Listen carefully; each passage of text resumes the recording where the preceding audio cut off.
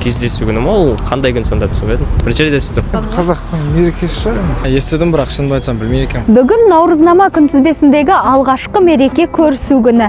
Бұл күнді халық арасында амал мерекесі деп те атайды. Көрісу күні адамдар бұрынғы өкпе ренішін ұмытып, бір-бірімен көрісіп, амандық саулық тілейді. Бұл күні жасы кіші адам үлкендердің үйіне барып, қол алысып, көрісіп шығады. Халық арасында кем дегенде үш үйдің есігін ашу керек деген ырым бар. Әсіресе алдымен құдайы көршінің үйіне кіріп, көрісіп шығу жөн саналады. Осыған орай біз тараздық тұрғындардан көрісу күні қалай тойланатынын және бұл мереке туралы қаншалықты білетіндерін сұрап көрмекпіз.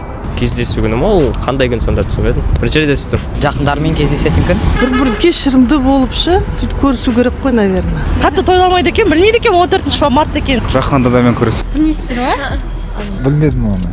Қазақтың мерекесі шығар. Естідім, бірақ шынымды айтсам білмей екенмін. Жалпы олай түсіне білмеймін. Бір қаладан жақын адамын келсе, сол адаммен көрісу, оны бір жерге шақыру, немесе ол адамға бару. Көршілер арасында мысалы ренжісіп қалған адамдарды бір-бірінен кешірім сұрап көрісетін жерде болады.